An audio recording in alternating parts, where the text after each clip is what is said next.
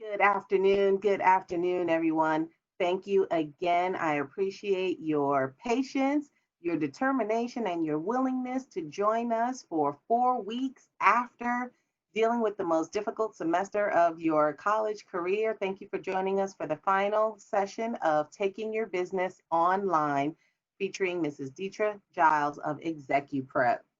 Um, you have been with her for 4 weeks. She's amazing, period. Thebomb.com, boss, entrepreneur, all that. If you haven't had a chance, I invite you to go visit her website so you can see all of the wonderfulness live and in color. This is session 4. Again, you have been with us for 3 weeks.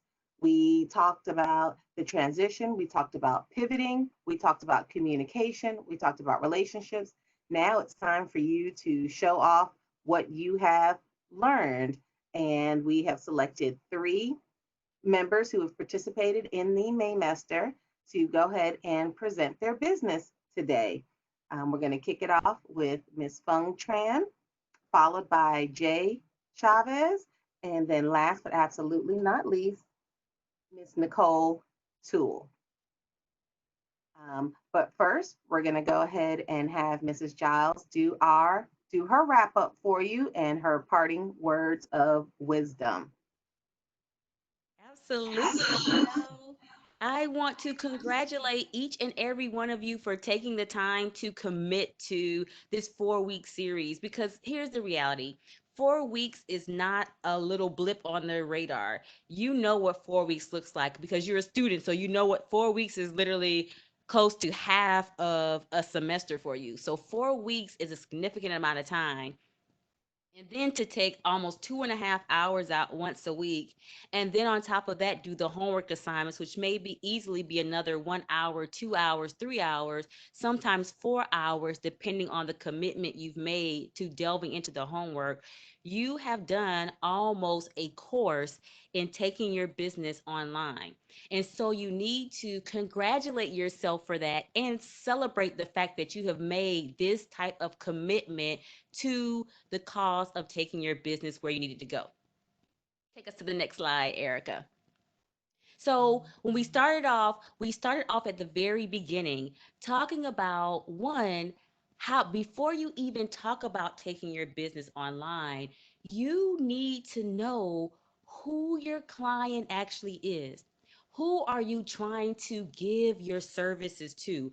What are you trying to provide for them? And what is it they want? And if you don't know what they want, it's probably because you don't know who they are. And that was why we started off with let's do a client avatar.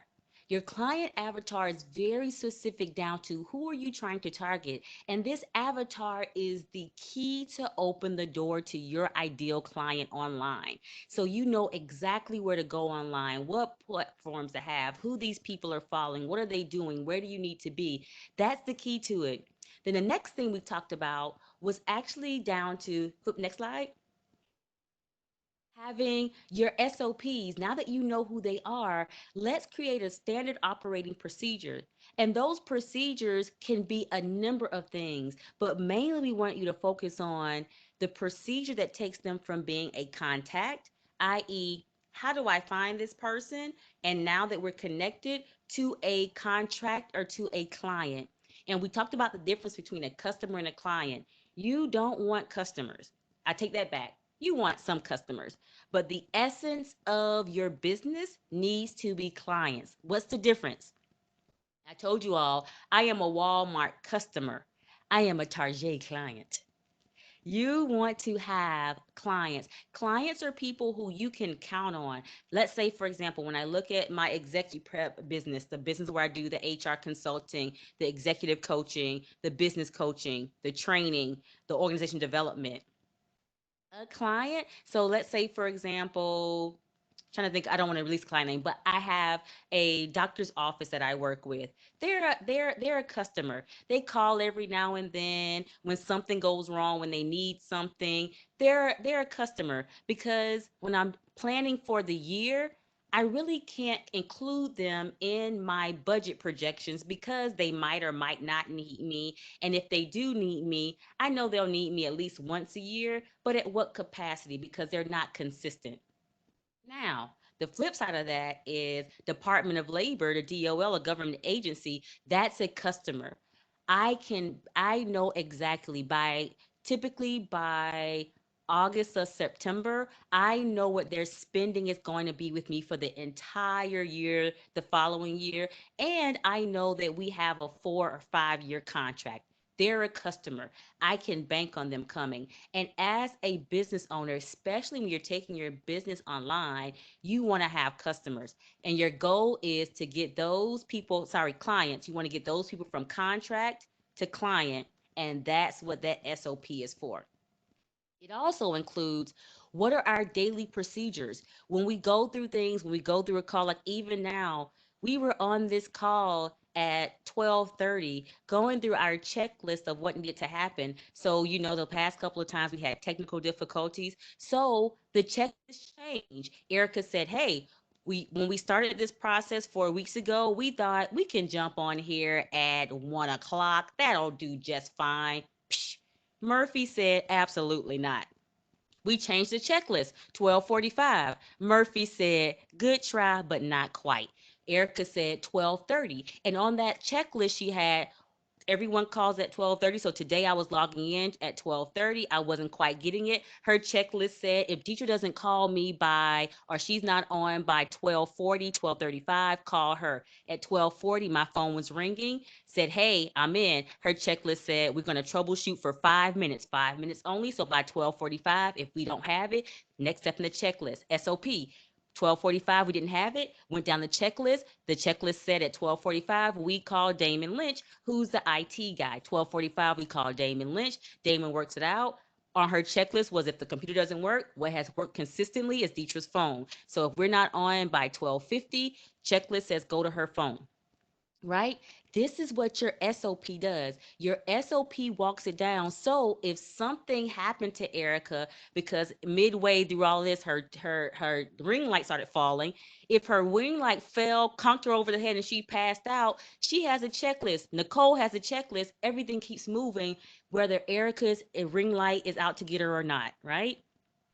So that's what your SOP is for. It's so that you are not confused about what happens next, but also in your absence, your business can still continue online. So those SOPs are so, so, so important. Also, including what platform is best for your audience. The next slide. And then last week, we hit on that communications piece. Now that you have your avatar, you know who your customer is, you know where they are, you know how to get them from contact to customer. Now, how do I communicate effectively to make sure everyone is on board with going with this customer? How do I communicate with my family and friends, especially since I'm going to be virtual? I may be in my house, I may be in another place. So everyone outside needs to know, do not disturb me. Like right now, I've communicated to my children, my 15 and my 12-year-old, do not bother me. I am on a conference call. They have a schedule on my door that says, under penalty of death, do not knock on this door. Like, call 911 first. I'll hear the ambulance when it gets here. They know because I've communicated that to them. I've communicated to my assistant. My assistant knows this is what's going on right now. So here's what I need you to do. If something urgent comes in, let the client know I can get back to them by this time. So communicate what's going on, what's happening, and even communicating to your client if you've already started your enterprise that used to be face to face. Communicate, hey, we're going virtual, and here's where you can find me. And when you say, here's where you can find me, you know they can find you there because you know they are there, right? Because you've done your avatar and you know where this person is. Even without having to go directly to the client, you know, based on my avatar, my client is on TikTok. So I can just go and do a quick TikTok video and boom, my client knows where to find me on a virtual platform as opposed to face like we normally would. So all of that rolls into what we've been looking at. Also communicating. So you want to know that you're in tune with what's going on with your client. So all of you are intimately aware with what's going on in the world. When you're talking about communicating, your client needs to know that you are aware of and concerned about what is happening to me, because that's the difference between a client and a customer.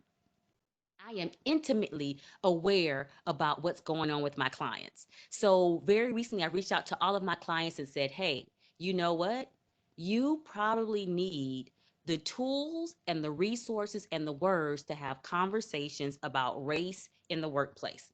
And so I've been sending all of those clients my TEDx talk around race, religion, and politics. How do we begin to have those conversations around taboo topics? Because when you are ignorant to your clients' needs, they are ignorant to your financial needs. They need to know that you know what's going on with them. And being online makes that so much easier to do. So now that my clients know, hey, Deidre doesn't always have to be face to face with us, they're saying, hey, can we jump on a Zoom?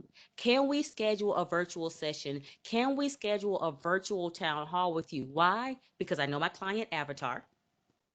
I know the platforms that work for them. I know what their needs are because I'm staying abreast of what's going on. And they know that they can find me in a virtual platform where I can meet their needs. This is about your clients, not about you. The convenience of a virtual platform is not at all about you. It's about how to best engage with your client. And if you miss it, you miss the opportunity to truly have an impact with your business. So don't be that business that's afraid to tap into their clients' needs. Don't be that business that's afraid to say, hey, something's going on. I want to help you speak about it. So right now, so many people are saying, oh my gosh, I'm not going to say anything to my clients. Why? This is when they need you the most. So having your virtual presence and your virtual platforms allows you to have much more of an impact than you would have had otherwise. So use them wisely. Next slide. So, next slide again. And next slide. Perfect. So, this series has taken us through online 101. Then we talked about online excellence. Then we talked about online communication. And now we're down to the last piece of it. For 4 weeks, you've been pulling together your presentations because the idea of this was not for you to be entertained. The idea of this was for you to have a real plan whereby you could take your business from here to here, from being face to face to being in a virtual online platform whereby you could effectively communicate with your clients without having to be face to face with them. So your business could continue in the time of COVID and beyond, because this is not the only time where you will need to be in a virtual environment. This is not the last time. And the reality is, this is going to be a lot more of what's normal than it was in the past. And so you are ahead of the game. You are ahead of the game in that you are already pivoting before you even have to pivot.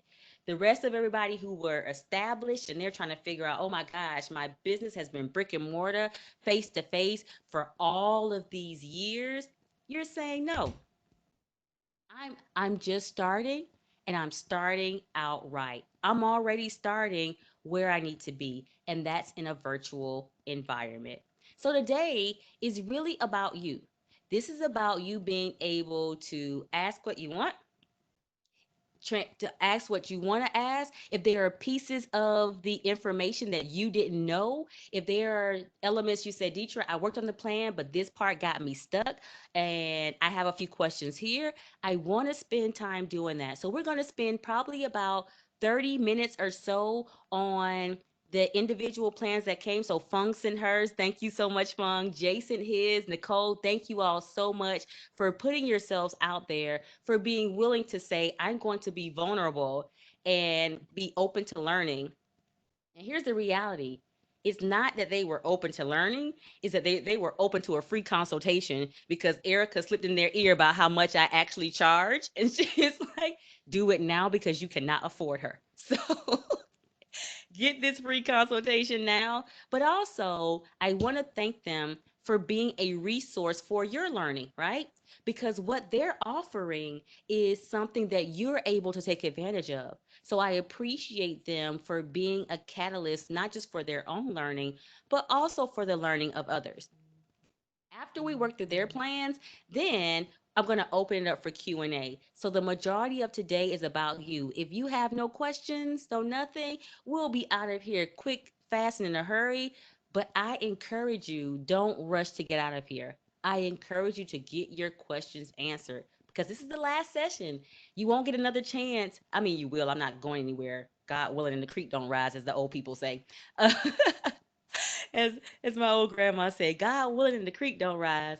I don't plan to go anywhere, but we won't have these weekly sessions anymore. You won't have that immediate access to me. And things are turning around. So I'm getting client calls and saying, hey, we're looking at doing this and doing that. So I won't be as easily accessible even if I want to. So now is a great time to get all of your questions answered. So let's jump into these transition plans that you all have pulled together. Let's pull up Fung's first. So we're excited for Fung to come on. Let's look at what Fung has for us in her presentation. Eric's going to switch us over to that one.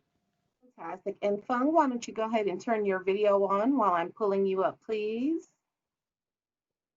So we can see your beautiful face. Hey, Fung. How are you? Good. How are you? I'm doing well. Great to see you. Let's see what we Great got to see you for too. Fung.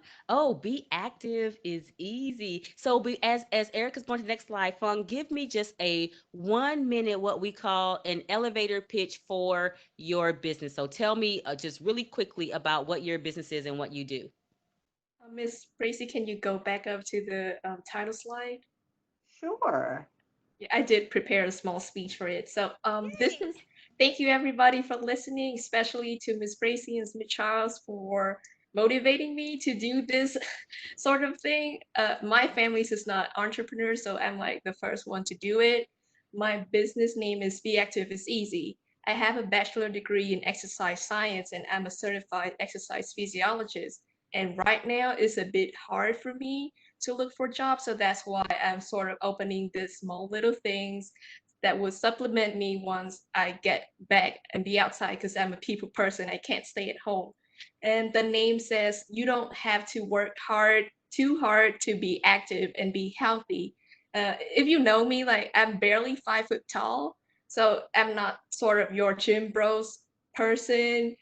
It's not going to be intimidating. I'm like the least intimidating person you would be able to meet because I'm so short. And that's the premise of this business. And next slide, please. This is my avatar. The picture here is my friend. She asked me to help her out with working out. So I made the whole business about her. My target would be women from the age of 25 to 34 years old. These are the people who are college educated. Either they're finished their bachelor degree and they're trying to go to grad school or something else. They're single, they have a lot of time, they don't have time or money. So these people usually don't seek out the traditional personal training in the first place. And now I'm offering this to them. My friend here is actually preparing to apply for medical school. She knows a lot of biology, but she doesn't know how to apply it to her health sort of thing. And due to my friends and personal relationships, most of my first clients will be people of color, so either Asian or African Americans. Next slide, please. This is my outreach. I'm not really sure about it. I've set up a website called beactiveiseasy.com. Is not indexed on Google yet. I put it in, but I don't know what happened. This is where I would post weekly blogs about exercising and being active. Right now we have 2 articles up there that you can read. It's very short. I don't write long blogs just for, the algorithm is not my thing. Also, I have a email list, but nobody subscribed to it yet. And there's a place for people I set up so that people can subscribe, but I don't know how to send out mass emails yet. And I have an Instagram account that I post bi-weekly. My goal is to increase it to every other day so that I have more engagement.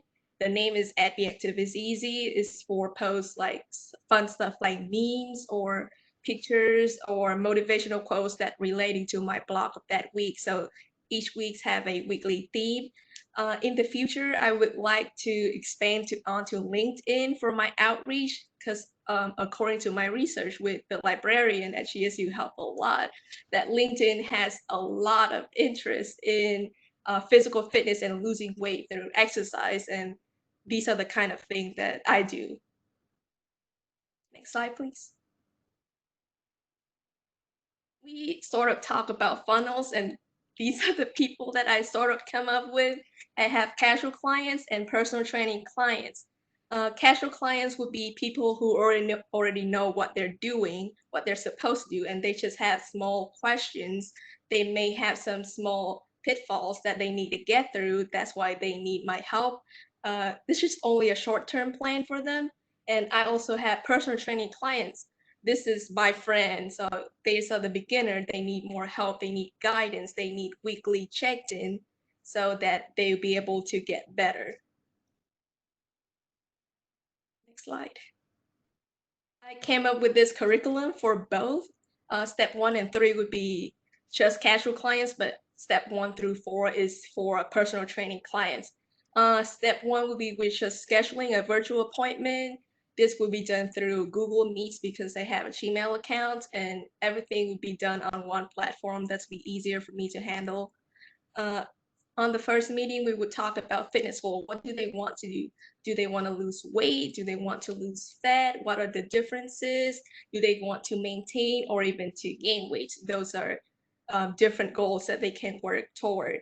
And we'll also talk about personal health history. What sort of problem do they have? And most likely they won't, but there's a small risk of having diseases that would affect you negatively when you exercise. So say you have high blood pressure, I'm not the right person for you because you need to be monitored when exercising and not, through a webcam.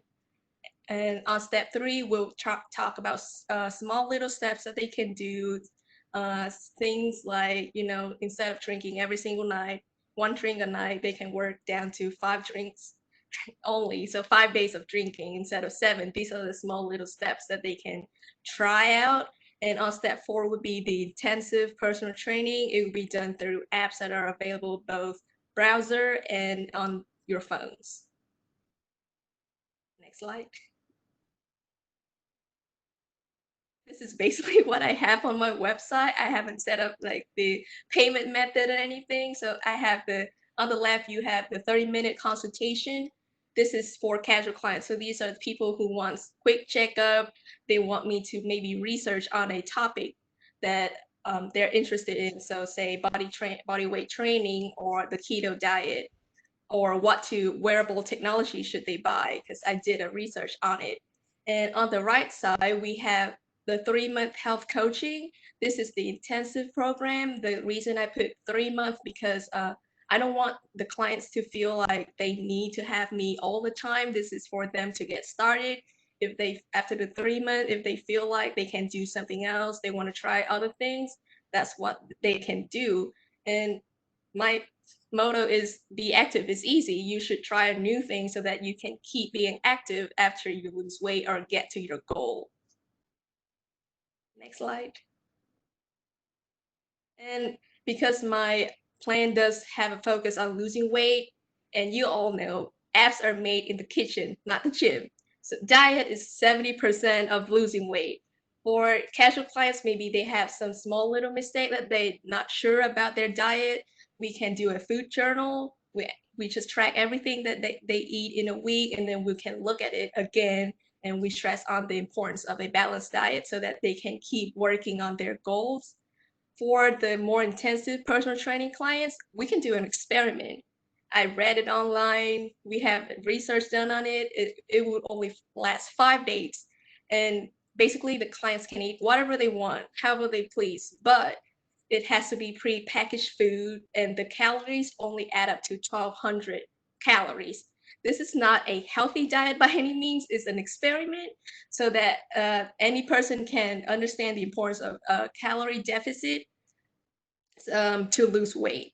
And all of this can be done through the app called MyFitnessPal. It's free, and once you log your food in, it would analyze and show you how much each macronutrient that you eat. So we talk about how much fat you eat, how much carbs you eat, how much protein that you have, and from then it's easier to bring everything back into balance. Next slide. And we are arriving at the personal training and the exercise. So this is what I've gone to school for 4 years for. I will be able to use Telehab. This is an app that complies with the HIPAA policy and any medical policy around the world. So if say I want to work with a client from Australia, I can. It comply with their policies over there. They have a built-in online consultation program. Once the clients got on here and they want me to like see what they're doing, I can. We can talk and take notes and everything. I can assign the clients exercises. They can see the exercises through the videos as you can see in the pictures, and the app would guide them through how to do exercise so they don't need to learn about reps and sets, all that stuff. They can see the picture, there's a countdown, there's a rest time, is everything is done automatically. Also, if the clients want, they can record themselves exercising so that I can also comment on their posture and everything, but they don't have to. They can also report pain or comfort level. And like I said, this app is available through browser and the apps. And that's pretty much it for my presentation. These are my contact information. I'm not sure. I'm really not sure about like what this plan sounds like, but yes, it's pretty much it. I'm going to tell you. So great job, Fun. Good job, good job, good job. So I Thank want you. to go back to your client avatar. So first of all, let's be clear. You actually have two client avatars that you have to create. Because one, you talked about the casual client and the personal training client, and because of the differences you have between those two, those are actually two totally different groups, and so you'll attack them differently. So let's say, for example, if you decide my ideal person is going to be on LinkedIn. Well, those two different people will be in two different LinkedIn groups, right? Or on Facebook or on IG, because the reason it's important, because you'll want to know who they're following. So, one person who is the personal trainer, like say myself, I am active, I do Spartan races. So, if you are looking for me as a personal training client, you're not going to find me in the same place that you find your the casual the personal training client as you would find your casual client. So you want to follow people like Spartan races, because this person just needs a little bit of tune up, and they say, "Oh, you know what? The last time on the Spartan race, I struggled on the 8 foot wall. Can you give me some tips?" You could say, "Yeah, you need to do upper body work. Here are some things you can go do." You're not going to find me if you're talking to your personal training client who needs a lot more help. So making sure you establish those very two different avatars so you know how to find those people. Right? That's number one. First of all, before we do that, you did an excellent job with pulling this together. An absolutely phenomenal job of following what we've been talking about week after week. And I can tell you did your homework, put it in the plan, did your homework, put it in the plan, and it looks amazing. So great job with that. But those two avatars. Now, looking at the personal training client, go back to that the very first avatar where she has a picture of her friend, Erica. Thank you. Yeah, that one. So when on this avatar, I still want this is a phenomenal start. That woman's age 25 to 34, and I will say typically I don't allow people to have an age gap that's larger than 10 years, because that's like a generation. And typically, especially with women, as our bodies begin to develop around that 40-year range. When you start having those changes around 35 is when it becomes more important, especially for women, to have smaller gaps. But this is a perfect range, 25 to 34. Bodies are still kind of in the same thing that's happening. So this is a good range for what you're offering for this service. So the range is fine. College educated, and I like the fact that you mentioned that they're not just college educated. These are women that are also thinking about moving forward. So it's important for them to have something quick. Like she's getting ready to go to medical school. She does not have time to be in the gym an hour, 2 hours every day. That's just not going to happen. So, what can I do that's quick and easy? But one thing I want you to start asking about this, your avatar, is asking yourself the question, like, what are some of their pain points around not being able to do this? Because what happens is when we're talking, especially online, when we're face to face, it's a lot easier. But when we're online, we only have people's attention for that long. Think about it. One of the studies they show us is that if you don't catch a person's attention within the first 15 seconds of a video, they've tuned out. It's so strong that YouTube, if you're paying for advertisements on YouTube, YouTube only charges you for the number of people that watch your video past 30 seconds. That's how powerful it is to get someone's attention quickly. So I don't have time for you to tell me that you're going to help me if I'm 25 to 34 years old, I'm college educated. All I have time for you to tell me is if you've been struggling with your weight and you need a 5-minute workout plan, I'm here to help you. Now it's like, wait a minute, what? I've been so ask yourself, what have been her issues in the past? She's likely struggled with her weight. She's tried everything. She did the lemonade cleanse because before lemonade, they said Beyonce lemonade cleanse, and that's how she lost all that weight and got fined for the lemonade video. She's done fasting. She's done dieting. She's done Weight Watchers. She's done she's done it all. She's done the South Beach diet, the Colorado Springs diet, the California diet, the I'm about to die diet. Like, so get in your mind what she's done and what hasn't worked for her. And the reason I'm going really hard on these avatars for all of you is because when you get into your client's head, you can now develop a platform and a service that's for them in a virtual environment. Because if she's struggled, because in her mind, she's thinking, you can't help me without being face to face because personal trainers are face to face. But now, because you're in her head, you can remind her you've tried face to face your whole life and it hasn't worked. Why not give this a try? When you remind her because you're in her head, because you know who she is, now it makes building your list easy because I jump on your list immediately when you remind me that what I haven't done hasn't worked. And I want to give this virtual thing a shot because you're right. I did pay somebody face to face and he was cute, but I ain't lose no way. I just had a crush on him and got my heart broken. Like, right? So get in her head. And even like you kind of hit on it, that family history, this person might have a family history of high blood pressure, diabetes, and in that 25 to 34-year-old range, especially close to that 34, they're now starting to think about they're coming into they're embracing their mortality at 34 because everybody's like, oh my gosh, I'm about to be 35, I'm gonna die, life is going to be over. I'm 35, right? So they're embracing this family history. They're embracing the fact that, you know what, grandma did have diabetes and my mom is borderline hypertensive. So you want to hit on that. So very good job of that, but get in a little bit more so you can really speak to her. Now, when we talk about what you're doing currently on social media, so you have this person, find out where she's active, find out what circle she's in, find out who she's following, find out where she's going, and start using the hashtags that they use. Give you an example.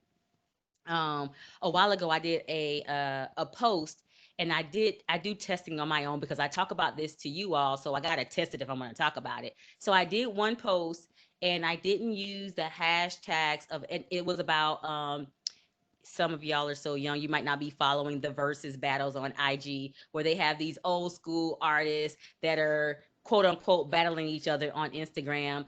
500,000, whatever people are now. Instagram had to completely change their platform and create an entire division to support the versus battles.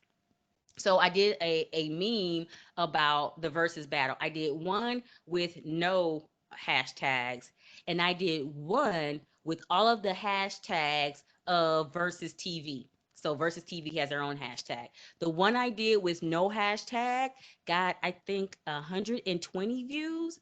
The one I did with the versus hashtag essentially went viral simply by using their hashtags. And I think to date it's been shared over 6,000 times. The one I did with no hashtags, just a few of my, not even all of my friends saw it. Just a few people were like, oh, that's cute. Ha ha ha. Dietrich, you're so funny and clever. Hoo hoo hoo. The one I did with the versus hashtag, it went so bad to a friend that didn't see it on my page, sent it to me and said, girl, this thing is so funny, you need to see it. And she sent it, and I said, girl, I did that. That's mine. Right? So when you start knowing who she is and where she is and what she's following, you can use those hashtags that they're using and it automatically sends them to you. And now they're following you. Right? So that's why that's so important. So where is she now? I said that to say, once you find out where she is and who she's following and using that same information, now you have to be consistent. And once every 2 weeks is not it, right? They need to see you essentially every day. It takes 7 to 10 contacts before we make a connection. If we stop, if you're going a 2 week period, essentially you're making a new contact each time. So if you can say, oh, I made 20 contacts. No, you didn't connect 20 times. You connected one time, 20 consecutive things. Because if you go that long, each connection is a brand new contact. And so if they see me every day, we now have, so think about it. Think about there's some person that's interested in you. They want to date you, take you out. Yay, let's romance fun and get something going. And they only send you a message every 2 weeks. You're like, I'm sorry, boo, but that's a negative. We are not forming a relationship right now. You've contacted me all these times, but we are not making progress. As opposed to them contacting you every day. Now it's become a consistent. Now I'm looking for you. Now at some point in this process, I'm like, listen, stop sliding my DMs. What's the next step? What are we doing here? We're clearly interested in each other. What's the next step? So that's how you want it to be. And so that's how your list begins to grow. Now, what this means on your part is doing a little bit extra. So you may have a post here of an exercise you can do, and then you may even do some short videos, because if you're telling me that being active is easy, you should be able to show me that. And so it could be as simple as, hey, did you know that you can literally work out from your desk? So instead of just getting up and sitting down at your desk, make it a squat. Every time you get up to go get water, which should be X amount of times a day, you squat up, you squat down, do 2 squats, then go. Now, you mean to tell me you made being active so easy that I don't even have to designate a workout time?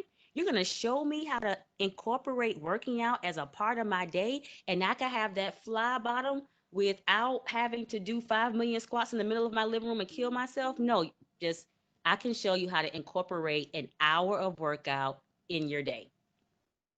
You've now changed my life, right? And you can do that. You can look, when you go to the grocery store, park away at the end, in, walk back. And this is something I do because a trainer taught me this years ago. Walk as far away as possible. If your days are short, teacher, you know you have time to go to the gym. When you go somewhere, park as far away as possible. Walk back and forth twice before you go in. That only adds 5 minutes to my thing, right? So that's one. Now the other thing is, girl, go to the pricing slide. Um, Phone, we don't do anything for $10. And when I say anything, I mean nothing. Nothing do we do for $10, especially if it involves our activity. So, what I want you to do is when you're looking at this, I want you to think about if I'm going to give something for $10, it's going to be minimal effort on my part, which means they don't get to talk to you for $10. And they definitely don't get a specialized workout routine for $10. And they especially don't get a diet checkup. And by discuss, that implies discussion, which means talking to you. Would you, after you have worked 4 years to get your degree from Georgia State University, which was blood, sweat, tears, hard work, late nights, calling your mom and daddy crying, saying, I don't think I'm gonna make it, I'm coming home. Like, after all of that, would you accept a job making $10 an hour? No. So $10. Now, here's what you can do because $10 is a great introductory price.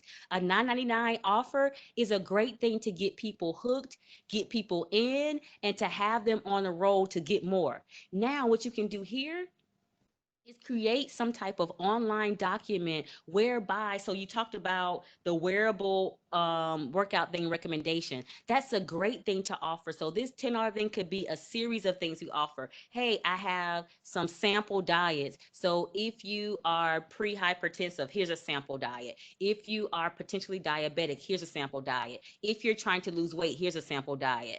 And you may have 4 or 5 different sample diets of the things you know your client may want, and you give them your wearable workout gear recommendations and some app recommendations. You mentioned free apps they can go to look up things. That's all in $10. Now, here's a good thing about that. That makes you what I call pajama money. Pajama money is money you make while you sleep because they can go in and download this for $9.99 and get it, and now they have what they need if they don't come to you, or they can say at the end of this now, but if you need a little bit more, you need to work with me one on one. You need to have all these things you said. If you need to have a discussion about a workout routine that's specialized for you, if you need to have a discussion about the issues you've had and the pitfalls that haven't worked for you in the past, if you just need a diet checkup, here's how you work with me directly. Here's a link. And even that is not $27. No, ma'am. So, I just came up with random number. yeah. So I want you, and here's what you can do. You can go, so much stuff is out there. Go and see what other people are charging. Go and see what they have. Go and see what personal trainers are charging. I have a personal trainer, and an hour of his time costs me about 3 times what you're charging for your 3 month health coaching. That's just for an hour. And God forbid I'm training for a Spartan race, especially if it's the beast, which is a 13 to 15 mile race. It's like, and I'm like, wait a minute, so let me get this right. I'm paying you all this money to just stand over there and look at me sweat? The answer is yes. He's like, yes, no, you're not paying for me to look at you. You're paying for my expertise so you don't die when you go out there and run 15 miles, right? So think about the pricing and how much of you is required. And we'll talk about pricing a little bit later because I know that's an issue for everyone. Um, but overall, and the platform you had, the platform was amazing. The Telehab is an amazing platform. I hadn't heard of that before, but I love what that offers and how you can use that and how it can already have some predetermined workouts and things for people to do. I think that is phenomenal. So overall, you did a great job with this. Just some minor tweaks, and it probably sounds like a lot. You're like, that doesn't sound mine. It's like when you get your paper back and it has red marks all over it, and he's just like 100. You're like, but why the red marks though? Because they're like, this was really really good, but since it was already good, let me take you to the next level of this. And so that's what I want for you to do because you have a very good foundation here. I am very proud of what you pulled together based on what we've done for the past 4 weeks. Amazing, amazing, amazing work. Thank you. Thank you all. So who's my next lucky scholar? Nicole is what? Jay is next, right? I believe Jay is next. Yes. Okay. And Jay's going to go ahead and turn his video on for me while I bring up his presentation. So as Erica's bringing up the presentation, so I want you to be mindful of what Fung did. She took her avatar and really worked it all the way down, and that's really what I want you thinking about, because when you know who that person is, who you're targeting, and who you're talking to, it makes it so easy to go down the line to the next step. Oh, I know my person needs this, and so it was easy to say, you know what, telehat. I know my person is on the go, so it makes it easy to say they need to talk about the wearable trackers because they're on the go. So part of what happens needs to be incorporated into their day. So I need to find a way to track their everyday activities. When you know who they are, it makes every step after that make sense. All right, Jay, walk us through what you have. All right, thank you. So, yeah, so thank you very much for the opportunity to present here with you guys. So, my mother and I, we started selling cookware and water filters probably about 10 years ago, or longer than that.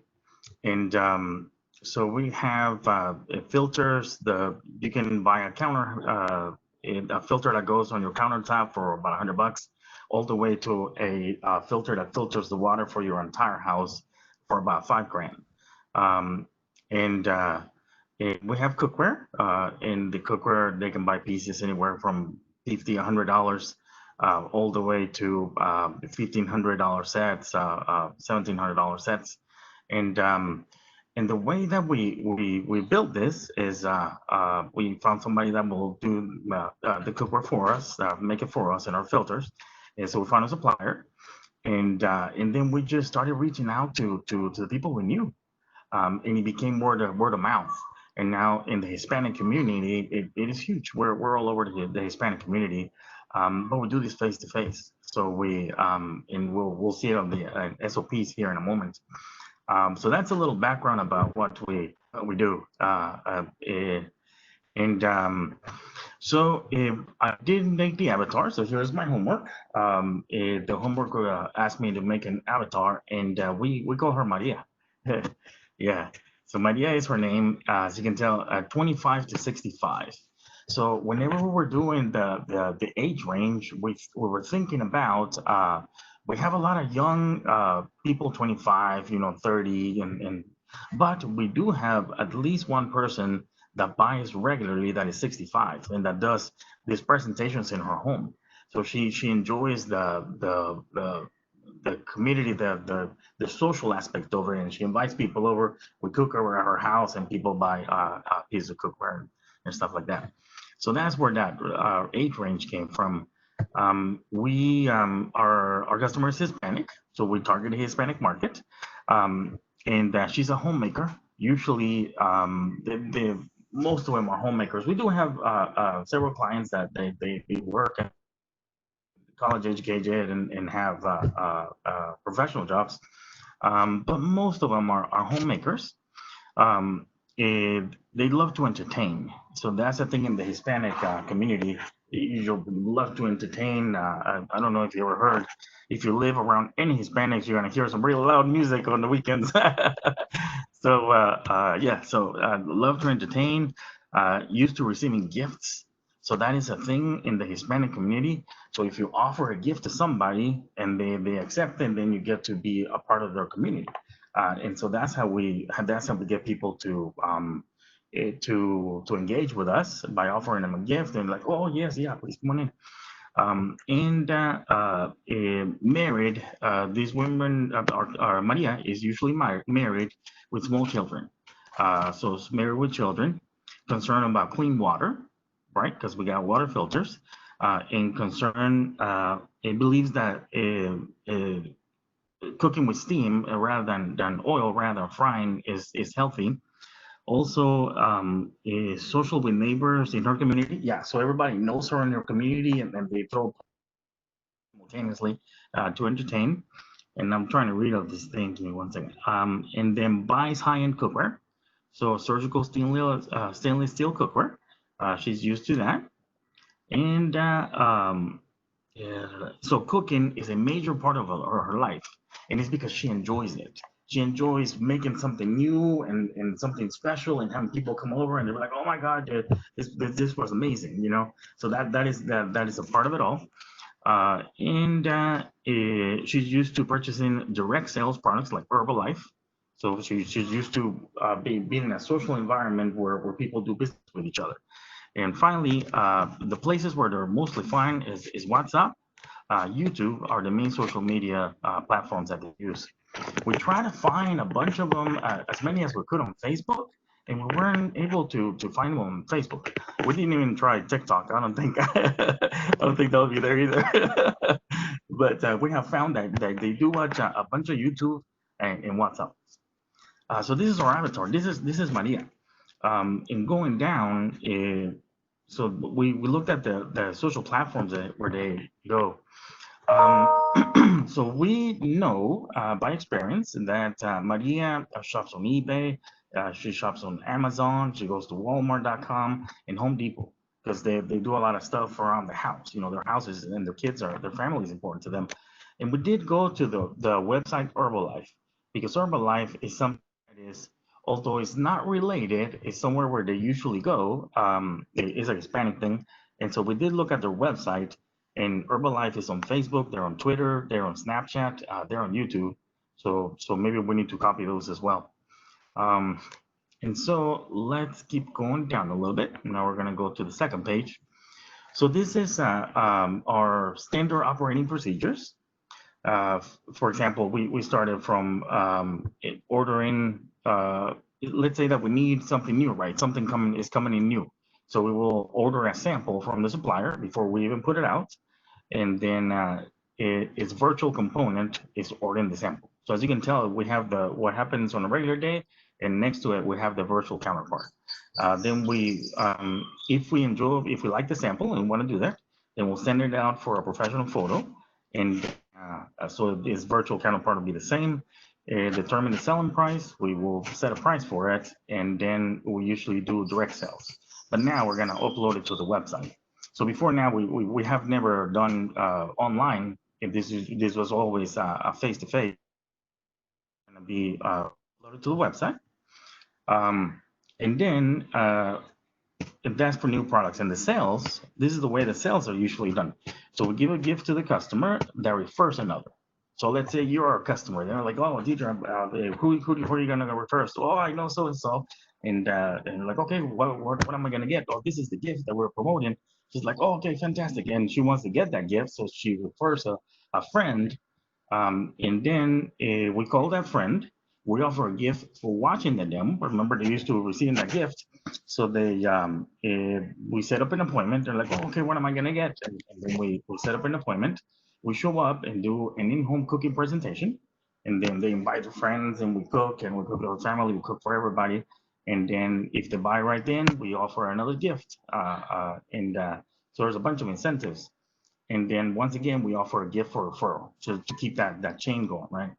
So the virtual counterpart looks about the same, except for instead of doing a cooking presentation live, we're gonna do a Zoom cooking presentation where we teach them how to immerse certain dishes without frying, you know. And but everything else still it looks pretty much the same. You know, we give to the customer for referral, we call the referral for a gift for watching the presentation. The thing that changes that goes virtual is we do the Zoom cooking presentation, then offer a gift for purchase, and finally offer a gift for referral. And then down in the administrative, it looks like pretty much because we are doing this and it doesn't involve seeing anybody. Um, the administrative is staying the same as far as the standard operating procedures. And now, but but in administrative, we're gonna have one category that's not there right now, which is uploading new products to our website. All right, and then we would like to have some salespeople. We don't have salespeople right now. I don't have salespeople right now, and it's so I'm thinking if a customer wants to sell, we will offer an incentive that they can earn if they sell through our catalog or to our website. and then that gift can also turn into cash. So we will give them the value of that gift if it is that if a cash will motivate them more, you know what I mean, than receiving whatever it is that they receive. Remember, this piece of cookware are 100, 150, 200, all the way to 1700. So then the incentive, if they do receive a piece of cookware or a filter, and they want to get the value of the filter instead, then they're getting a substantial amount of money. Um, okay. And then we were asked to look at the legal restraints that could affect their business. And the one thing we found is that we're making payments to Square, and so we need to keep the assigned consent if we want to keep their information. If we want to keep their payment information, they have to we have to have assigned consent, and so we're doing that now, yeah. And the next thing we were asked for is to look at platforms for delivery. So currently we take payments on Square. And Square itself, they have we can build a website on Square that could be a part of, we can publish it from Square. Their website is $14.99. You pay on a monthly basis, and you can go all the way to $80 a month, $79.99.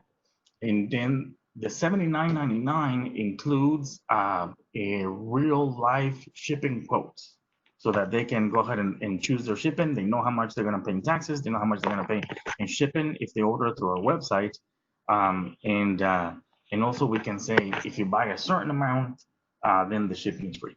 So Square gives you a lot of control. The website has got a lot of really cool features that they thought for people that might need to do business online that don't currently have a website. So then we also looked at getting a website outside of Square. Outside of Square, a website will be more flexible. It could also be more professional. And I put a link for if we build a website, what it would kind of look like from one of our competitors. So this is one of our competitors. So if we click this link here, we can see what their website looks like. Oh, awesome. It looks like we're clicking the link. Yes. Go for it. Let's see. I was trying to put up on my phone, but I would love to see it here. Yeah, let's check it out. Somebody's on It's going there. it. Clearly, the system likes you better than it likes me. Okay, It we takes see it, it. Oh yeah, takes that looks nice and clean. yeah. So I think, yeah, so I think you can click any of those little things and it tells you about the cookware, the benefits of cookware, the healthy cooking. I think there's a video that it might take a while on this system a little bit, but I think there's a video that shows somebody cooking. So we need to do that.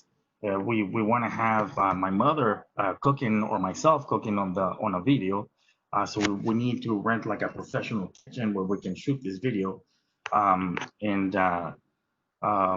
we would also, yeah, so we need to do that. We want to shoot the videos for how to take care of the cookware, how to cook with it, and just dishes from time to time that we can teach how to cook there, so that people come to our website. Because this is why it's gonna attract Maria. She wants to know how to cook these dishes, you know, and that's what we offer, you know. Um, so, yep, so if we go a little bit down, then you can see some of their pots and, or actually the other way. Yeah. So we can have, um, so Square is not quite like this. Um, and eh, so we have these two options. Now, if we go back to our main document, There thank you go. you. Okay, so we reached out. We were looking for somebody to make our logo. We run into this company called Code Logos, and a person named Jason chatted with me through just the chat feature on their thing. They offer to make our logo at $120. They'll have like three artists give us a few ideas, and then we get to choose whichever one we want. we'll work with this person until the logo is done right, for $120. So I think that's not a bad idea. And then the website though, in order to make it like the one you saw here on Kitchen Craft, is about $1,200, and it's a one-time hit. So we don't have to pay on the monthly basis anymore. We can just make a one-time payment. Um, and so I didn't get the impression though that so he said that Kitchen Craft was a website that he made. I would like to verify that though. I'm not quite sure if he was just overselling or if he truly made that quick Kitchen Craft website though. So I'm not sure how to verify that. But yeah. And finally, down here, we must build a YouTube profile. We looked at that, right? So we think we got to build a YouTube profile, WhatsApp profile as well. Um, yeah, and maybe be on the other platforms that the other companies that they follow are on. Even though we couldn't find our customers, many of our customers on Facebook, none at all on Twitter. Um, and remember, these people mostly speak Spanish. So when they talk to their families, they speak in Spanish. When they talk to their friends, they speak in Spanish. Um, and we have a challenge right now. And the challenge is that the people at our supplier is having real issues with the fact that we are now, in a trade war with China, and so the shipping has been sporadic. We don't know, and it's been cutting into our costs a good bit. And we think they might be going out of business, so we might even have to find another supplier. So then that's a thing that is heavy on waiting on my mind. The fact that I need to find another supplier. If not if not a backup, it might be an immediate thing that I need to do. So I've been looking, but I do need help finding a supplier that can make surgical stainless steel cookware and water filters. Yeah, and I think that's all. So good again. Good job, you all. You all are like nailing this, and I appreciate so much the time that you have put into doing these plans because like Jay just said, it brings to light things that you need to do. And so when I tell people the difference between chaos and confusion and productivity is a plan. When people have a plan, they don't panic as easily. Like when everything hit with COVID and I got a call, I was telling Erica, I got calls within probably a 7-day period that $40,000 of revenue that I was anticipating was gone. Like literally, people were saying, this is not happening, this is not happening, this is not happening. So you were going to get paid for this, that's canceled. You were going to get paid for that, that's canceled. And people thought, Deetra, surely you're panicking. That's $40,000 that you had in your budget for 2021. That's not going to happen. And I said, why would I panic? I have a plan. I know, like you're saying right now, there is no need to panic because there's something going on with your supplier. Because you have a plan, we don't wait until it comes to, okay, you get the call and they're out of business. I know something's going on. I have a plan. I'm monitoring this. I'm already making provisions to have another supplier. And they're not going to be my backup supplier. We're going to start doing things simultaneously. So for a little while, we may have two people that we're ordering from because one, I want to test your product to make sure that it meets my quality standards. But also, I want to make sure that we have a relationship such that if this other person does tank and fall off, I'm not trying to get on the phone and talk to someone. We already have a relationship. That's what a plan does.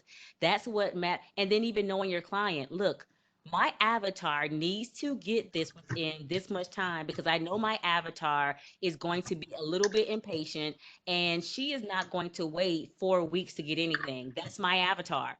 My avatar needs this right now. And so, if my supplier, as I'm looking at new suppliers, how quickly can you get me this product? Because if you tell me 4 weeks, that's not going to work for my avatar. Or I know my avatar will be fine in 4 weeks. She already has a house full of kitchenware and she just wants something new. She's tired of the old stuff. Her husband finally said, "Leave me alone and buy whatever you want." So she has 4 weeks. She'll be fine. So knowing your avatar, that's why it's so important because it lets you know what kind of plan do I need to devise. That's why it's so important. Now let's go to your avatar. So here's what I'm going to have you do, Jay.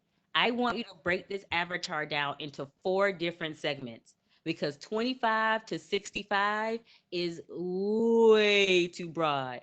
Because a 65-year-old entertaining and a 25-year-old entertaining are not the same entertaining, right? And I grew up in a Hispanic community. My father's father is Cuban, and I'm from Miami, Florida. No, wow. So I know a good Hispanic entertainment, right? I know that when we say the party starts at 6, we really mean like 8 or 8:30. And I Yeah. know no one is leaving until 2 a.m. Yeah. Yeah. I know a good meal is coming out. I know that when we arrive, you will still be cooking because certain things you shall not serve if they are not freshly prepared, right? You do not cook plantains before people get there. You cook them right before we eat, right? So I know this woman, but I know that the 65-year-old mama and the 25-year-old mother are not doing the same things. The 65-year-old, Lord willing, the creek don't rise, does not have small children at home, right? No, no, And no. so you're looking at different things, right? And so Mm, break this segment down because I really do believe that your market is that, but how you attack that market is going to be very different based on where they are. So the 25-year-old is probably not buying your high-end collection. So what you're going to her and selling are those instrumental pieces. Like mhm, you need a good boiling pot. You mhm, need a good frying pan. So I'm going to this market, say 25 to 30-year-old market. I'm going to sell you those foundational pieces. So that's how I attack that avatar. So when I'm online, I'm looking for women at between Latinas between 25 and let's say 30 or 32 who are recently graduated from college, starting to get their own places. And so they may be on sites like real estate sites because they're looking for good housing. They're looking to upgrade because now at that 25 to 35-year-old or 30-year-old range is when you start really getting your first significant promotion. So you've gone from your very first job out of college to I'm now jumping into management. So my salary may jump a good 15 to 20,000 in this time period. And so I'm now looking for a little bit of luxury.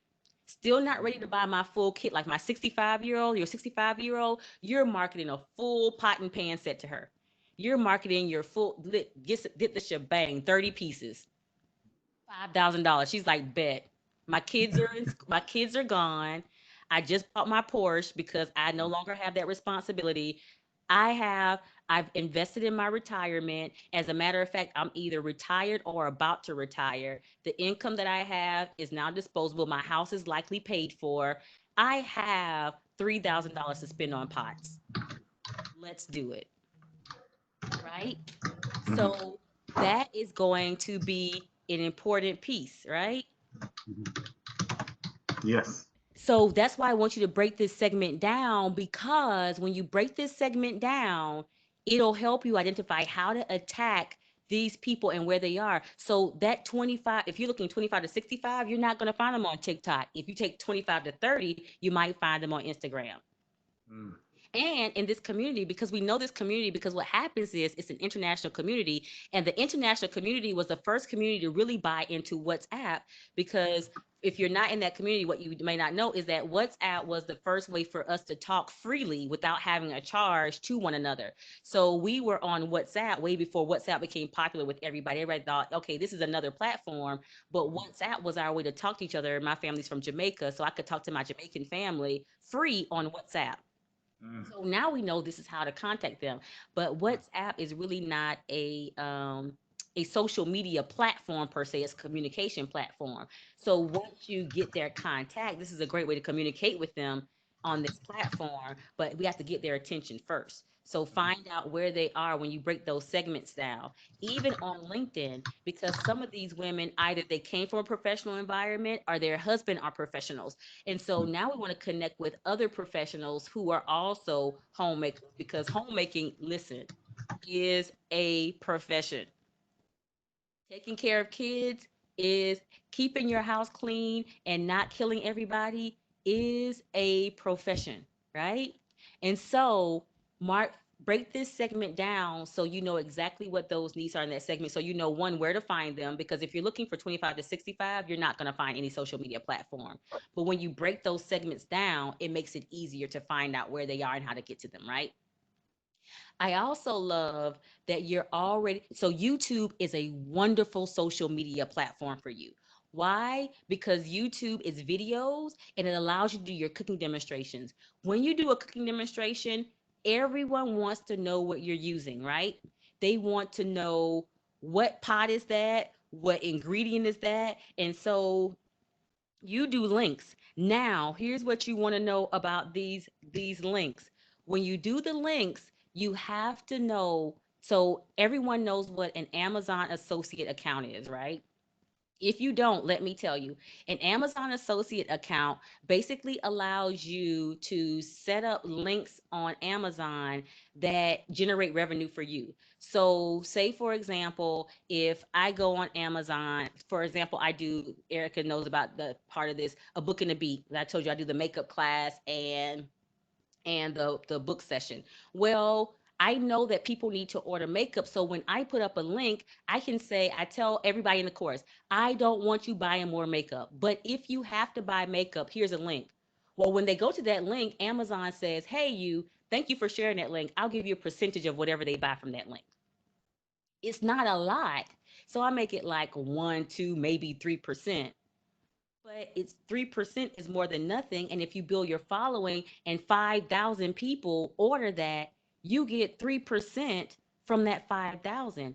That's pajama money, right? So when you're doing your cooking demonstrations on YouTube, you put links below and you have a link to whatever sauce I use. You can order that on Amazon. So you have people getting views of 1 million on YouTube. If 1 million people go and order your spice, that's a lot of money, right? So you do, YouTube is great. You can have a link to your pots and pans, but you can also have a link to your water filters, because now this is what we care about, but also a link to all of the ingredients you're using on Amazon. Boom, different sources of revenue, and you're making it virtual friendly. I want to come now and see your YouTube channel, and it's consistent. Now, when you also talk about your avatar, think about their concerns about health, because you mentioned that they're interested in not frying, but think about their health concerns, because again, this is how you're going to find them. People that are concerned about buying a $5,000 water filter on their house are on social media on different groups. They're concerned about lead poisoning. They're concerned about sewage. They're concerned about all of these things that come into even the environment. So that's how, think about what they're concerned about, and that's how you figure out where to find them on social media, if that makes sense. So you definitely want to do those. The SOPs were phenomenal. They are phenomenal. Also, but when you think about that admin piece, add that social media component, because that's a huge component when we think about SOPs. When we think about our SOPs, add that social media component, because that's something your admin can be doing, posting frequently, finding those people, adding them to wherever you need to add them to. Thing. And also explore options for your website. You only got 1 or 2 quotes, get others. There is such a variety out there. You don't want to, don't be that remorseful buyer when you find out, wait a minute, you paid what for your website? And they did what? And you pay what for hosting? So explore some options. Those prices are not bad, especially if the person can do what they said. If they did that particular site that you were on, that's a nice, clean site for your thing. The other thing about your avatars, and this is for everyone, your avatar can tell you how your site should look. Do they like activity?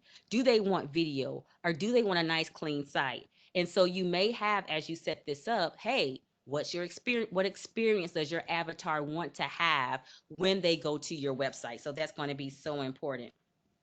Um, and I think that's it. I think other than that, you nailed it. So just trying to, and I'm giving you all the highlights, so I can't delve too far in because I want to get to everyone. But I hope that you, as you're watching people present their different plans, that you kind of see, oh, this is what that means. This is what she meant. And I hope as I say things to each individual, a light bulb goes off for other people. Like, oh, that makes complete sense. So good job, Jay. Very, very, very good. You know, make me want to go buy some pots. I'm like, oh my gosh, I need to go buy some new pots. But my husband's like, you better not buy near another pot. I was gonna say, I don't think you have permission to buy anything else, Mrs. Giles. Nothing else. I don't. So And I cannot Nicole, have Frank mad at me. listen, I I sure will have. blame it on you. So Thank you, Jay. That was awesome. And last but absolutely not least, we have Nicole Toole, who's going to be walking us through Conserve. Yes, awesome. Thank you so much. Hi, everyone. Like Miss Bracy said, my name is Nicole. I'm the CEO and co-founder of Conserve, and we are a recycling tech company. Next slide. So it's no secret that pollution is a growing issue on our planet, but it's also no secret that recycling is a solution to the problem. But it's not, the problem isn't that people aren't recycling. The problem is that people aren't recycling correctly. Go to the next slide. So this is a picture of today's current recycling supply chain. So how it works is you guys have all of your recyclables, you put it in your recycling bin, and then it's picked up from your hauler. From there, the haulers take it to the recycling center where it's processed and cleaned and sorted, and then it's taken to the end user where they create new products. So this is the only problem with this system is that Americans don't understand how to truly recycle correctly. So many people, they just put, any recyclable in their bins. They don't really know if it's really recyclable or if it's even clean to be put inside of their bin, which causes a huge problem within the recycling chain because when people don't know how to recycle, this increases risk contamination rates. And so the contamination rates is if you put like glass in your recycling bin, which is something that's widely not accepted in today's current recycling systems. And so this poses a huge problem for haulers and recycling centers because it increases their recycling costs. So when people don't put the right items within their bins, that means it has to be sorted. It means it has to be additional cleaning has to be done, which increases the overall costs. And this is a big problem because consumers are now paying exponentially higher rates to recycle their items, and so are haulers as well as recycling centers. And so next, the root of the problem is that because Americans are not educated on how to recycle properly, this leads to high contamination rates. And as contamination rates increase, this also increases the cost of recycling. And so we created the solution to this problem. And so I introduced you guys to Conserve. Conserve is an application that educates, tracks, and rewards users for recycling correctly. Go to the next slide. So how it works is users collect all of the recycling materials, they scan it on the mobile application with its barcode, and then they are able to accumulate points, which can be used to redeem different products and services on the mobile application. From there, they go ahead and recycle with their current waste provider. And the reason why our solution is so unique is because as they recycle on the application, once they scan their materials, for example, if they scan a glass bottle that's not accepted by their hauler, it'll automatically tell them that they cannot put this in their bins. So this helps to eliminate contamination at source. Next slide. So we are currently targeting the 70 million American households with curbside recycling programs. And so I'm going to take a deeper dive into who we're specifically targeting. So the first person that we're targeting is the soccer mom. This is a woman who lives in the suburbs who makes an average income of roughly $75,000 to $100,000. But the key here is that they have disposable income, and they have, income to spend on other additional things. This woman is usually a stay-at-home mom, and they desire and understand the importance of recycling. But they're also looking for ways to make the recycling a little bit more affordable. In addition to this, since they are the ones who take care of all the recycling in their home, they're also the ones who are getting groceries and different other household items for their home. And so that therefore they're looking for ways to get discounts on everyday household items, which we are able to provide. And lastly, these women understand the importance of recycling, and therefore they want to be seen as environmentally conscious, not only by their peers, but also their close friends and even their children. And our application provides the perfect platform for them to teach their children how to recycle correctly. Oh, in addition to that, they're also located on Facebook and Nextdoor Neighbor. So the next avatar that my team looked at was the new adult. And this is someone who is just getting out of college or they're in their last few years of college. They usually stay in an apartment building or on campus housing. They may have an average income of roughly $10,000 to $25,000 a year. And so this is someone who needs, would like to have some discounts on their everyday items. In addition to that, this is a generation of student or people who have grown up in the recycling movement. So they already understand the importance of recycling. And they would like to, make strides to help the earth while also getting some extrinsic rewards as well.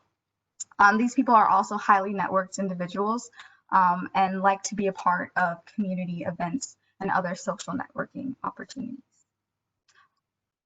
Yeah, next slide. And so our last client avatar is actually so everyone that I talked about previously is someone who would use our mobile application, but this third avatar is someone who we're actually looking to license our applications to.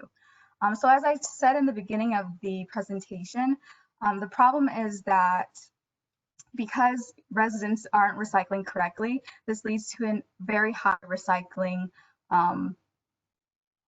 what's the word? Like the cost of recycling has grown exponentially. And so it's people like Kanika Greenlee who are looking for solutions to decrease these costs. And so Kanika Greenlee is actually the sustainability coordinator as well as the executive director of Keep Atlanta Beautiful. And so what she's really looking for is a solution that decreases contamination rates in the city of Atlanta's recycling batches, as well as a means to decrease the current recycling costs. And in addition to that, they're also looking for ways to effectively educate users on how to recycle properly. And so she can be found on LinkedIn, of course, as well as that's the best way to contact, as well as through emails and calls. Next slide. So for the next few months, my team is currently working on the application, and we've been talking to Miss Greenlee to do a beta because we want to test this with a small group of City Atlanta residents. And so during this time, what we plan to do is really use social media in order to not just promote our application, but also to deliver content about being more sustainable and environmentally conscious, because we want to go ahead and begin communicating with our audience with messages that they already resonate with, whether that be teaching them how to 5 ways to be more sustainable in their home, or different ways that they can make use of everyday household items without just throwing them in the trash. So we really are going to be taking this time between June and the middle of July when we launch to go ahead and start communicating with our audience. And then we plan to test and do a beta test. And then from September to December, we hope to grow our user base and launch it on the Apple Store. So that's the end of the presentation, but I'll say in addition to that, I didn't get to include the SOPs. And so the area where I found that was really helpful was because we are actually currently in the process of hiring. So I've been using that in order to help better direct my team, just because I'm kind of doing everything, but my co-founder can also take some of that slack as well. So I'm starting to create some SOPs around just structuring meetings as well as onboarding new members and what that process looks like. So it's not just me doing it all the time. So that's my presentation. Thank you guys. Deetra. Deetra, you're muted. You're muted. But Sorry I about just that. want to throw something out there in Nicole's defense. While she didn't get a chance to finish her SOPs, I do want to let you know that she has had to completely rebrand and pivot 360 degrees her company as a result of a legal issue. So while I work with this young lady every day, this is my first time seeing this presentation, and this has probably happened in the last 7 days. So she's completely retooled everything. Awesome. So and I'm glad you mentioned that because I wanted to point that out, and as odd because I was definitely going to talk about legal stuff. So one good, amazing, amazing, amazing job. Really well done, well thought out. But I want to hit on two things. One, the SOPs. One of the things that Nicole pointed out that is really it's the real reason why I make people do SOPs. So behind that, oh, you just had to have a way to get things done. People need to know. It's really because most of the time, founders are hoarders. And what they hoard is they hoard the knowledge and the ability to do the job of the company. But they're hoarders with attitudes. They hoard, but then they are completely pissed when no one pitches in. They're like, wait a minute. Well, you knew we had to do X. You knew we had to do Y. And they're like, yeah, I did, but no one knows how to do that except for you. And none of us are Mhm. telepathic. Yeah. So I do this for their founders because when you have an SOP, it makes it easier for you to relinquish control. When I can go to you and say, hey, co founder, we need to hire somebody and I don't have time. Here's the SOP. And they may think, wow, that'll take me forever. I don't care how long it takes you. I'm just not doing it. And here's the SOP for that. So what I do know for sure is that you're literate and this is well written. Here you go. Right? It makes it so Mhm. easy to pass on things to other people when you have a document whereby you're comfortable that someone can pick up that document. It's like I have a son, he's 12, he pretends that he can't do anything. I have an SOP for washing the dishes. Here you go, son. If you want to pretend you can't wash the dishes, follow this step by step checklist for washing the dishes. And get back to me later because I know this is I've been washing dishes since I was 4 years old. I know this is a well written document. Wash the dishes, boy. Right? So that's what the SOPs do. Also, when you have this thing mapped out, it makes it pivoting is a not it's just it's uncomfortable. None of us want to do it. But there comes a time, like I told you before, catastrophe strikes all the time. This time we happen to be in it in COVID with everybody else. We happen to be in the boat together with the rest of the world. But we all individually have our catastrophes that happen. And if you don't have a plan, your only option is to panic. But when you have your plan together, when a legal crisis hits, when a hurricane hits, when a supplier falls apart and they can't get you your items, when the system goes down, you can go back to your plan and say, this sucks, but I have something solid that I can now work around to make this work for me, right? That's why having a plan is so important. There's a difference between it being inconvenient and a catastrophe and everything falling apart. And the plan is the hinge, the linchpin that makes that difference. And so I had another former client who had an issue, and she was a designer, and I forgot what her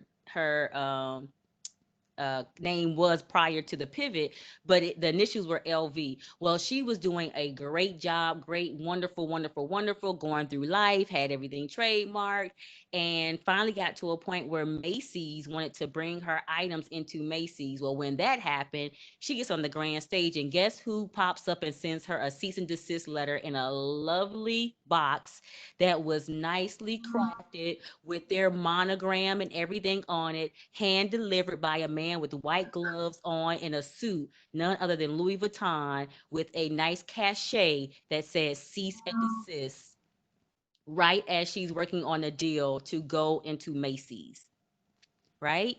She had to pivot just like that. Almost stopped her business, but because she had a plan, it went from being catastrophic, shut it down, to just being inconvenient, right? Now, mind you, it was a huge inconvenience.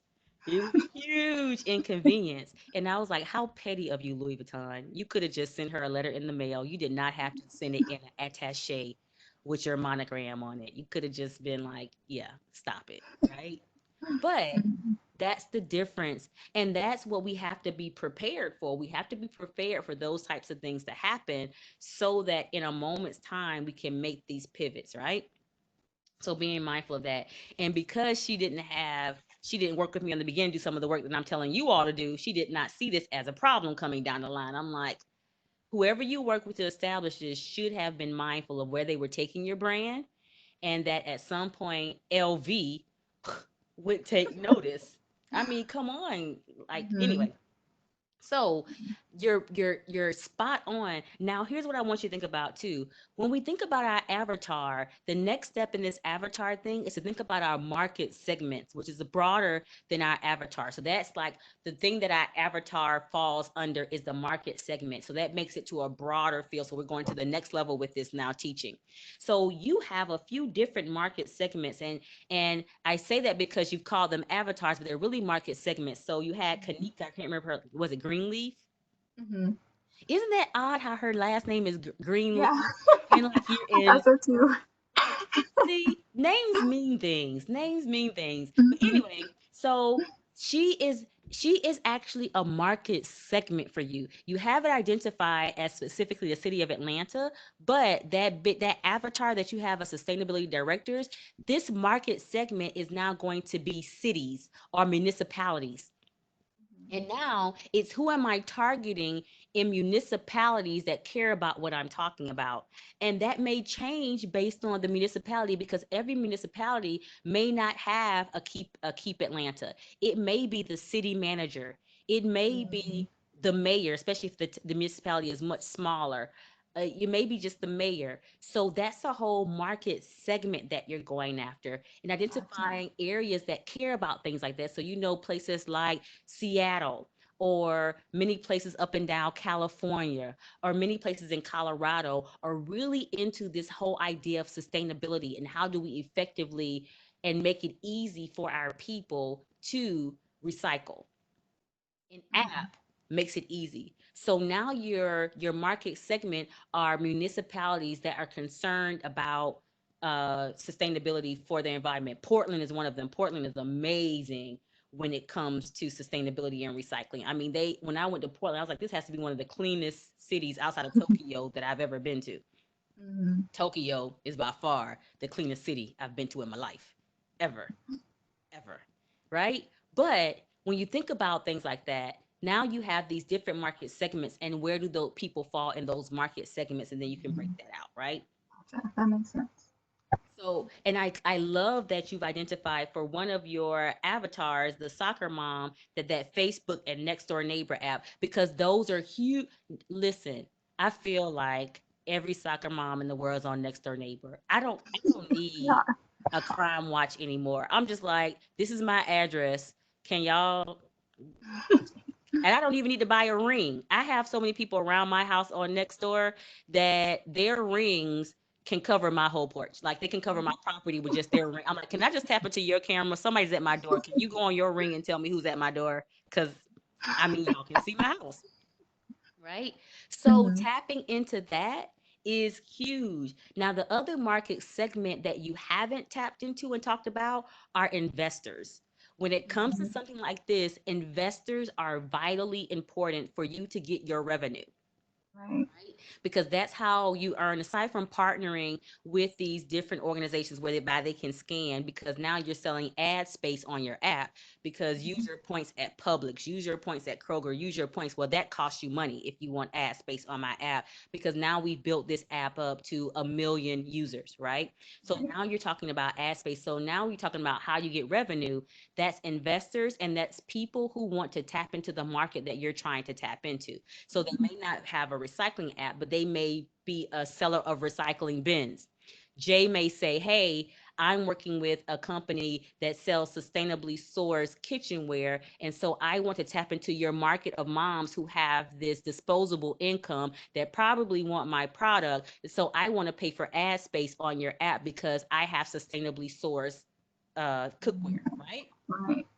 And so that's how you're thinking about as far as generating revenue. So think about your segments as your clients, those cities, and those investors are revenue generators on those three segments that you have to break out. So very good job doing that. And then, of course, we know why you don't necessarily have your SOPs, but I definitely want you, and I'm rushing through because we're at 2:57, y'all. I'm so sorry. But we definitely want you to get those SOPs so you can get the help you need from anybody. And the good thing about you is it's easy for your organization to get volunteers. People want to help you. So offer volunteer opportunities. You shouldn't have to pay anybody for social media. You should be able to call someone and say, "Hey, I need a volunteer to help me with social media because we are doing sustainable stuff." There are people that will break their necks to come and help you with this. So have your SOP so that when you reach out to people to volunteer, you can tell them, "Here's exactly what I need for you to do. Go on and do Gotcha. it." Right? And Right. so that's why your Mhm. SOPs are going to be so important for you. That makes So sense. good job, everyone. Y'all were amazing. And so now you can see how this work really Mhm. comes together. This is not just a, okay, let's do this. And 4 weeks we kind of played around. No, this is a plan. And my goal for you all was to have a plan that you could put into action when this is over. And so I appreciate you all for doing the work. And so for you three, since you volunteered your plans, I'm going to offer myself. You all can each get at least 1 hour with me to really walk through these plans and to kind of flush it out even more. So I've given you some stuff today. I want you to go back, flush it out based on what I told you, and then you get an additional hour with me. Erica will give you my contact info. She's going to give you my cell phone number. Do not share that number with anybody. I don't care if they hang you up by your toes. I do not care. You do not have that number. So she's going to share my cell phone number with you, and you're going to get an additional hour with me after you go back and put the things together that we talked about. So thank you all so much. It has been a pleasure being with you all over this past 4 weeks. Thank you all for doing the work. Erica, I'm turning Thank it back over you. to you. Deetra, thank you, thank you, thank you. Standing round of Panther applause for you. We appreciate all of your time. I know the value of this, and I do believe that Fung, Nicole, and Jay also know the value of what you have given them over the 4 weeks as well. Thank you so much for your time. I know we're bumping up against 3 o'clock. We could go on forever and ever because you are passionate about this. You love helping people, and especially people who want to help themselves. Thank you so much. We're going to let you go enjoy the rest of your afternoon. I will follow up with you, Nicole, Jay, and Fung. I promise I will follow up with you guys. Thank you so much for joining us for the past 4 weeks.